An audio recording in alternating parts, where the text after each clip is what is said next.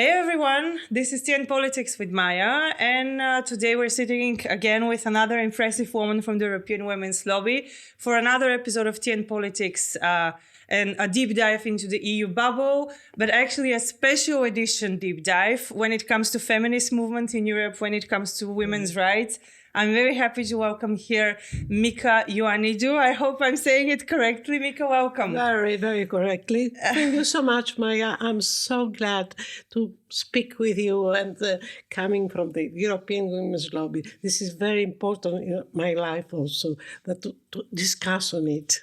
I'm really happy. We've been together already for 4 days. Actually, there's some leftovers from the anniversary around us. Such a nice celebration just to remember everything we have done in this coalition that is, in my opinion, is a wonderful journey, so precious, so good to me and to everybody, just to fight for things, values and principles, for the equality, for the real democracy. Well, I'm sure that even from these first seconds already our audience is feeling your desire and your willingness to talk about it and to fight still for equality after 35 years. But let's start from the start. You know, I'm interviewing 5 different women from the lobby this week, and I'm really interested to know, how did you enter the feminist field and how did you enter the women's lobby? To tell the truth, I was feminist from my age. Yes, because I had in the family, we were 2 children, you know, a Mediterranean family, a Balkan a little bit family. And then the boy was treated in a little bit more different way. And this came to me such a signal, because my brother was treated in a little bit different from my father, not from my mother. Mm-hmm. So I have decided to prove that we are the same people, the same children, and I have done it. Mm-hmm. Not because I tried to be the best, the best in my class, and then I was elected as president of my class in my 10, and especially for women, for girls that were in my class, I was a little bit encouraged, and I was encouraged them, and also the teacher was telling, "Hey, Mika, I can see what you are thinking in your eyes and what are you doing, and you are not the lawyer of all the others." Okay. So I became a lawyer after so many years. But you know, I've actually heard this line that you're not the lawyer of everyone. You should not be speaking of everyone. To a lot of women that I've spoken, like, I think a lot of us hear this, that you should tone it down. You should not try that hard. Why is this? First of all, I didn't reply to your first question, but I became, you know, in all my heart, when I was General Secretary in the Ministry of Labour, mm-hmm. I had this opportunity to see what European Women's Lobby was doing, because I was responsible for the European Social Fund. It's not one of the 3 structural funds mm-hmm. that we have to go on with the social security, vocational training. And then they came just to show me their work. And mm-hmm. I was so fascinated, deeply impressed, because I had political positions. I had to stay there, but I had decided to support in all my heart, officially and all together, to have some better results, because I was trying for a long, long time for some directives to be adopted in my country. Equal opportunities is democracy. It's nothing. There's no democracy. No, that's not an extra. It's presupposed, but it is presupposed, but it doesn't happen yet. Mm-hmm. After so many years of fighting, mm-hmm. then. I have also to answer to your second part. Yeah. Could you repeat it? Because I'm speaking so much. Well, it comes, I think, also from, I'm also from the Balkans, and it's interesting to me to see how you were experienced your journey as a girl and as a young woman in the Balkans trying to be a feminist, because I think it's a very interesting journey in this. And this is why I was asking you about the line of, oh, you're not the lawyer of everyone. Oh, you're not the syndicate representative of everyone. Have you heard this many times, or was it in the beginning? Yes, I had. And in all my career, I had to prove that I could do what I have chosen. But it was in my nature to do it.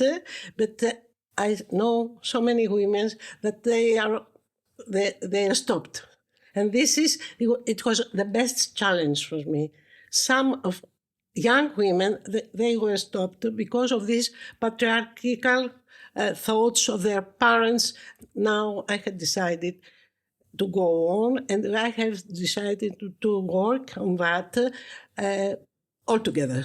Because if you are the one only, and it's very good to have a high level positions. That's why I'm also interested so much on that, not only on equal payment, but also on equal payment in practice, and not to have this frozen ceiling for women, because we are clever as men are. We are more than half of this in Europe, in Earth, in Balkans, in Mediterranean countries, everywhere. And we can succeed it. And we have to prove it. Why? Because there is always the same obstacle.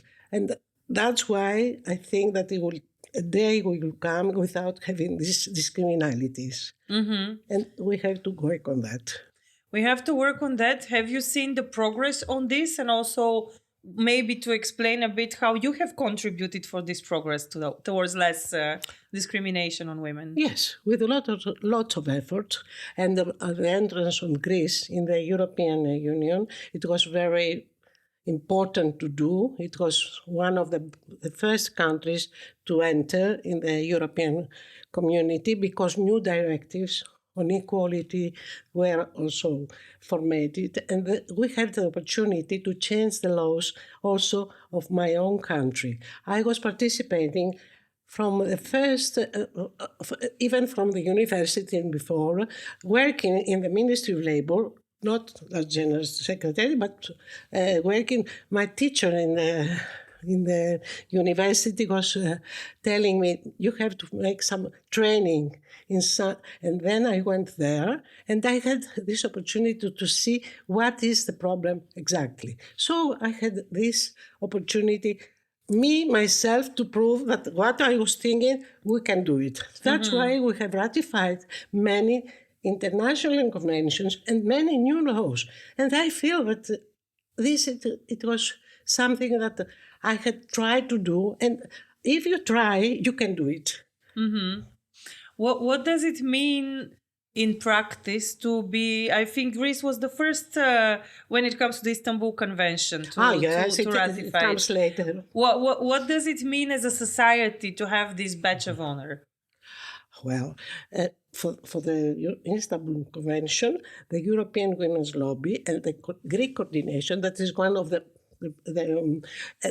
biggest organizations with many historical organizations in our platform. We are all volunteers. We have this opportunity to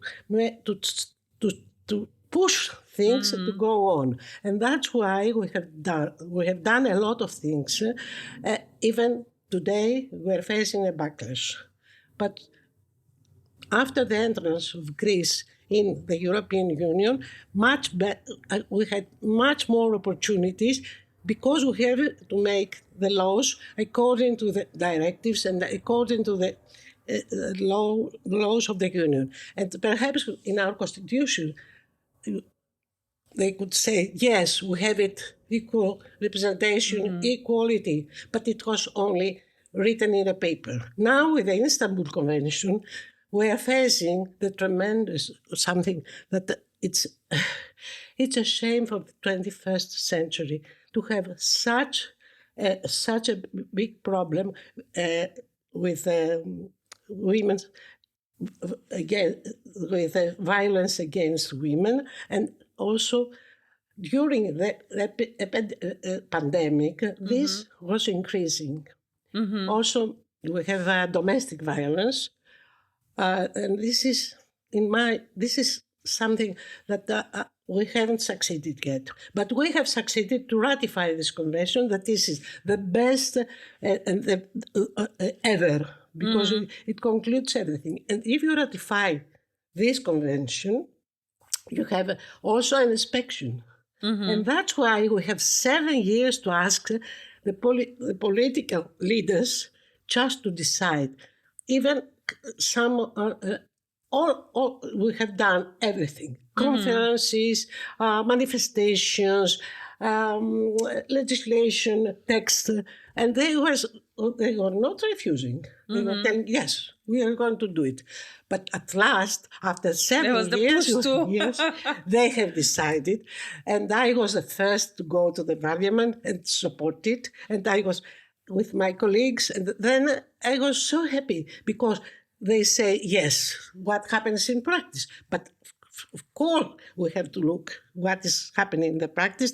And the Istanbul Convention is also very practical. It's not only a legislation. And if you ratify a convention in all the countries, that's why we're trying so much in the European Women's Lobby, we've done it, is that we have new laws that are much more enforced, like in Greece, than the general frame. Yes, the general frame. According to our constitution, it's like that. So we have to ask what is really happening, to see, to have statistics, to have some shelters, small shelters, phone source lines, yes, and then we have a good discussion with every. With the different stakeholders. The parliament, around. yes, with the parliament in Greece. Every 2 months we're going there and we're asking, what are you doing? The government also. What are you doing? This is a very, very good support for us just to stop this phenomenon, because it's the most important in my opinion. It is, yes, I think, because it's also, there are so many data that shows that in a way the progress of women, the social participation, the career development, the happiness, the economic freedom, all of it stops if there is any type of violence, especially in the home. And you cannot really expect, for example, when we speak about women in STEM, women in science, women in politics, all of this is only possible if the woman is not abused by her partner at home or in the environment around her. It's our duty to be safe, first of all. Yeah. And it's a pity that we are facing also this situation, even in our days. And I told you that in some, I find the numbers and I see in all the other areas we have a slow progress, but also in Greece, but we had the problem. In this subject that is so serious, no project is only the laws. We have better laws, better penalties for and also we have the rape to be under the criminal changed. Changed. Last 1 week again, I was in the parliament supporting the new directive that was included, but the numbers that we have a good discussion with the ministries. If it is clear, but I think that their statistical data is very disappointing, especially on domestic violence, and also for the criminality of very young people, starting from their age. And also the convention is not only for women. It is for women as a principle, because the 95% of women are treated, yes, are the victims. But it says also so many things about the child, how they have to be protected, how they can survive, and now we had very, very good laws, and we are trying with all these efforts just to have it in practice, to see it. And I hope that it's my dream that sometimes we are not going to have so much emphasis on that because it is a pity. It is a shame. It is.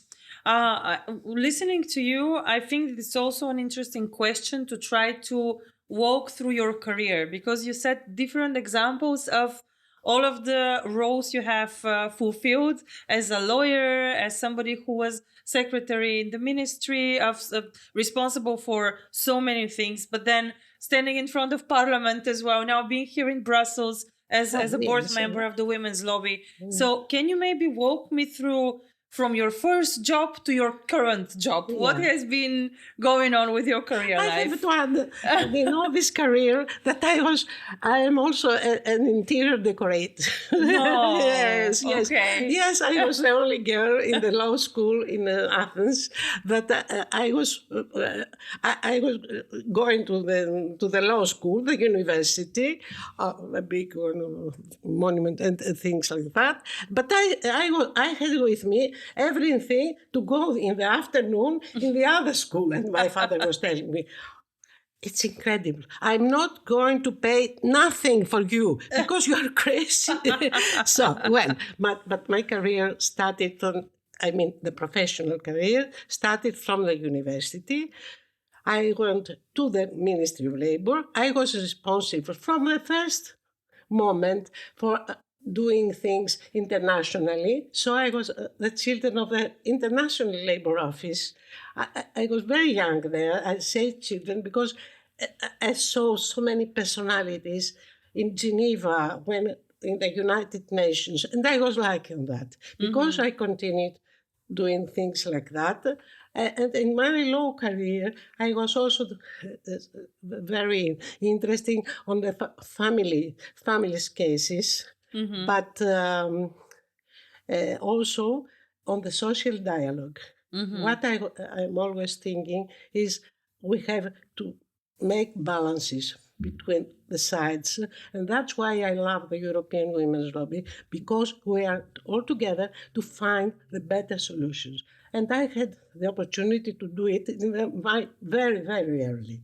After that, I had the opportunity to have some good relations with social partners. I mean, trade unions and the employer side. I was also I was the legal advisor for many years. I was working at the same time in my office, and at the same time, I had tried to push things according to our European Women's Lobby principles. Because after that, I became a president.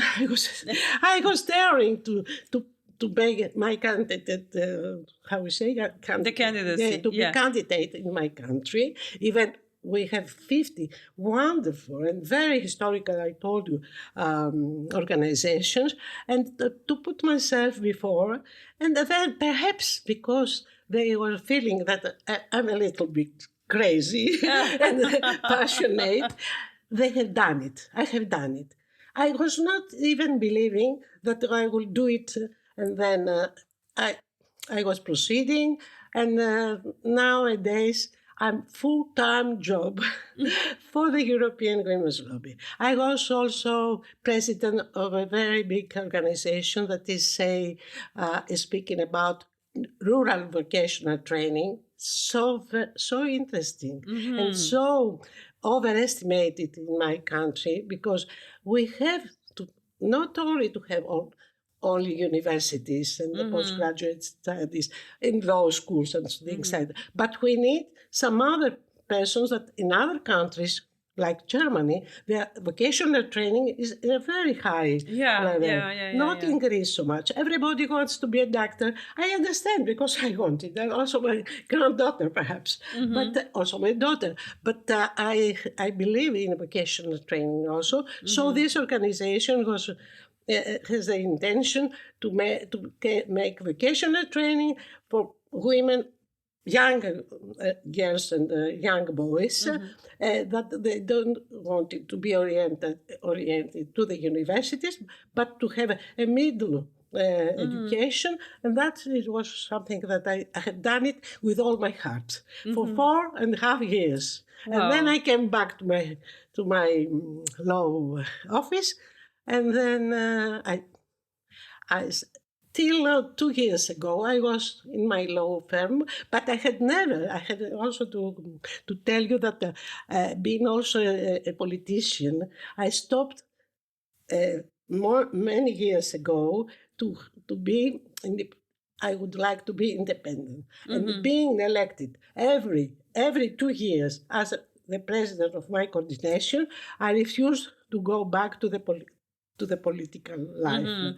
Yeah, I because was these interlinks are difficult yes, to. contradictory. Yeah. As also with the law, the professional law. Sometimes I was never used these qualifications for in my office. And also, I have to say that there's something that was very precious. It was this social dialogue, because I think that also what feminism is just to explain also, not to be all opposing. Yeah. Yeah, we have to find balances. That's why I'm in favor of a dialogue with men. We have to explain, and if they don't like, okay. But if we have also to tell them and to teach them how, if they can. I think that this is sometimes where a lot of burnout comes in the feminist circles, that there is so much explaining sometimes, but I understand that also without it, it's very difficult to proceed because we cannot really exclude half of the population in this dialogue. So yeah, there has to be some type of bridge Yeah, building, yes, bridge which building. on the other hand, with all of these toxic masculinity trends, I think it's also very, very difficult. And I'm interested maybe to see your viewpoint of Balkan men, because Balkan men, I think, are a bit like a lot of people see the toxic masculinity in Balkan men. And my experience is not only that. And also Mediterranean, because Greece is Balkan and Mediterranean. Yeah, And also yeah. Mediterranean countries. It's the same in Balkan, but it's the same in Italy. Yeah. Don't How is feel it? that you see Italians, you say, oh, God, how polite they are. But they're deeply masculine kind of them. Also in Spain. So it is like that. It's something that we have to teach to our boys. We also, women, with our husbands, with the family, and also to have from the kindergarten to have to teach it equality, democracy, and what is exactly the roles of the two of men and women. How we can balance it. How we can we have to find things to do together And to advance together. Yes, because we have to be together. Otherwise, but if they don't understand, then we use another instrument. Yeah. Yes. No, but I think that this is also a good thing because, of course, you need to start on good terms. But if you see that it's not working, course. I don't think it's a matter of let's try again, but it's like, okay, we'll try another approach. It was the Istanbul Convention. First, we were asking the ministers to come to conferences to explain, and then they are doing nothing. And then we are just starting manifestations, and then we came again to the dialogue. We have to It moves, yes, because it is nothing. It is nothing. It is not something that is a privilege for women.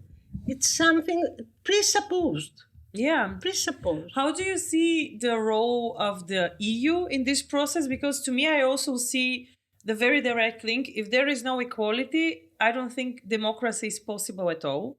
And I think that on the other hand, the key principle of the European Union is democracy. So how do you see the role of the EU in safeguarding when it comes to gender equality?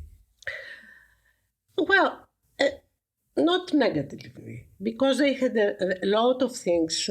We have a lot of legal texts were introduced, a lot of directives directives are now in force. But I have to say that these years, I feel these very difficult years of the humanity, I feel that we have to strengthen the role of the European Union. And that's what we are doing in the European Women's Lobby. Because in the European Women's Lobby, we are making a strategy and we are offering solutions and we're explaining and we have data. And this is very important also to say that if you have an equal and the same legislation, then you have also the control and you have also the way to see what is really happening in your country and in other countries. To take some examples, the last years we have many.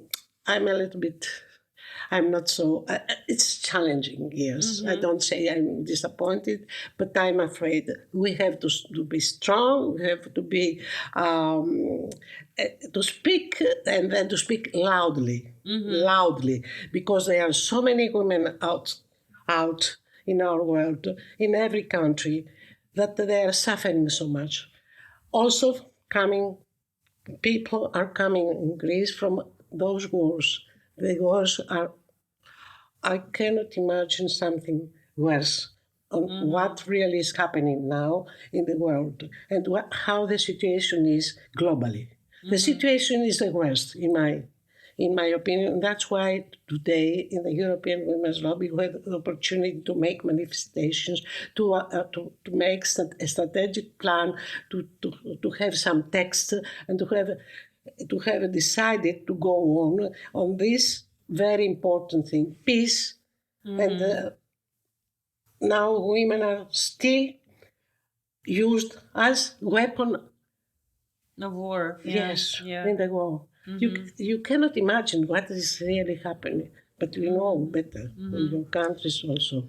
Yeah, today we in Gaza, in Slovenia, in Congo, everywhere. We have so many, and especially in Europe. This is unacceptable.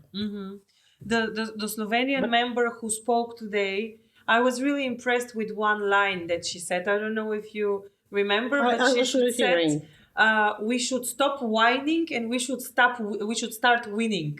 And I really like that. It's very difficult, but we should really mobilize, speak as one voice, unite, and try to reshift this mess that we have. That's currently. why I was speaking myself, not myself, but the audience. I was telling I fully agree on that. Yeah. Because we have to be united, to have in solidarity. Solidarity, in my opinion, is the best thing, the best way to prove that we have to go on. Yeah. And especially, I think that sometimes we use those words very lightly, like solidarity, sisterhood. These are words which are full with authenticity, and when you really think them, you need to do them, you need to work with them. And when you know that the war crimes that are happening in so many places around the world, you cannot stay silent. Not at all. We are not permitted to stay silent. We have to be loud nowadays, as our ancestors also. And of course, let me say that as a Greek woman coming, I'm just thinking of my history also, of our history, the Balkan history, our ancestors. We had such a great civilization centuries ago, and nowadays, are we suffering of these inequalities? Gender equality is a presupposed. I told you so many times. It's presupposed for the democracy, for the peace. Women are the half of the sky. So, we are more than half, and we have to be together and to be strong and to take measures and to ask for measures and to be in our own lives to try, because not all of us are lucky. I told you how, and you know better than me, that what is really happening in the real life. This has to stop as soon as possible. I think that this also is a lot of food for thought when it comes to all of the national coordinations of the lobby and how they make sure that they work with all of the women through their communities, like all of the women when it comes to the diversity, the variety of women.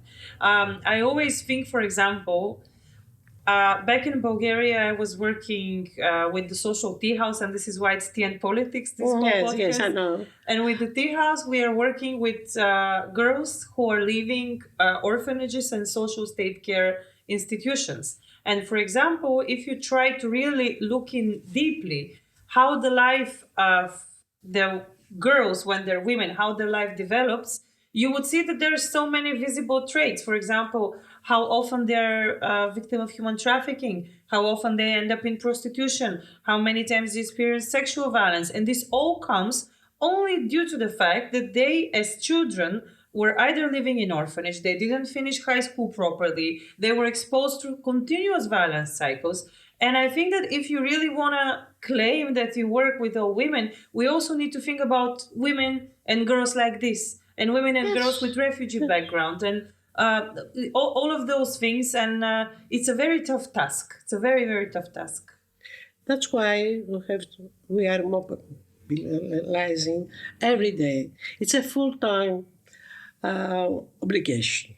True. And I feel that every woman, but every man also has the duty to make efforts just to change things. And we in the European Women Lobby, we are proving every day that being united, we can make things much better. Because the last years, it was the European Women's Lobby pushing for the new directive, for the Istanbul Convention, and if we are together, and that's why I say that if we speak to each other, not only online, because online, unfortunately, it's not, it was different, but we are take courage and we are strength, and we can do it not only for our families, but for the other women that they want to speak and they can't.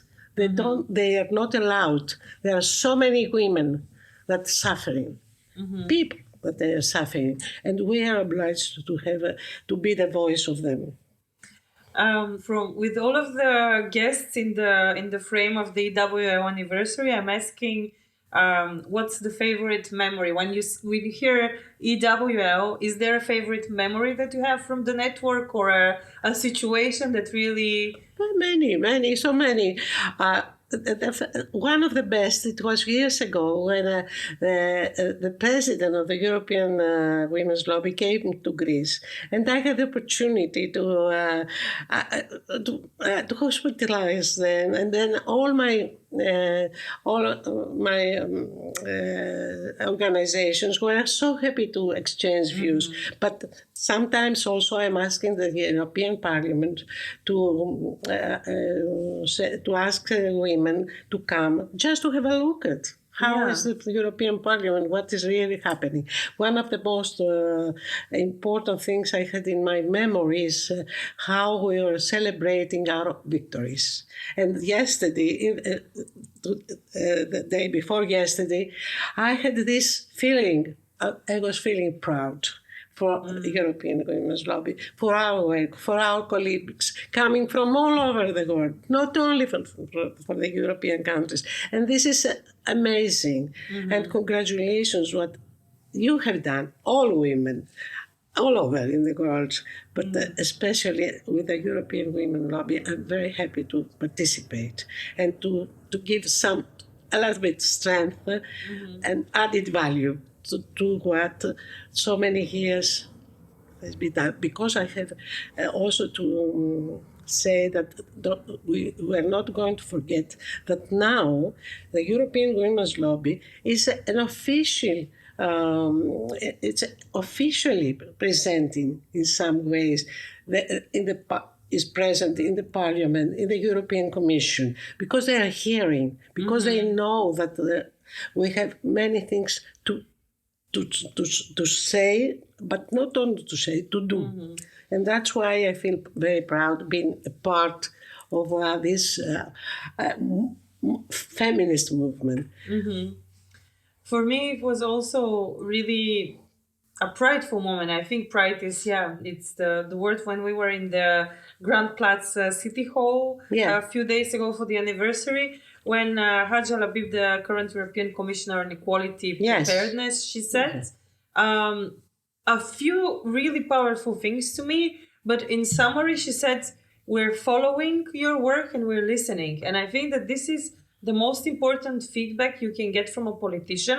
And of course, I'm showing a small asterisk. Of course, we'll monitor that this is what needs to be done. But it's really nice to hear that from a political It's taken partner. into account. Yes, the accountability is there, and they are actually listening to the members of members who are working on the grassroots with actual women and their daily challenges. For sure. When I was alone in the Ministry of Labour, it was not the same situation because we had some organizations, but we were not all together. Greece was one of the first that came in the European lobby. And then it was, I always remember women before me that they had done a lot, not only in my country, but all together. And this we have to continue. We are obliged to do.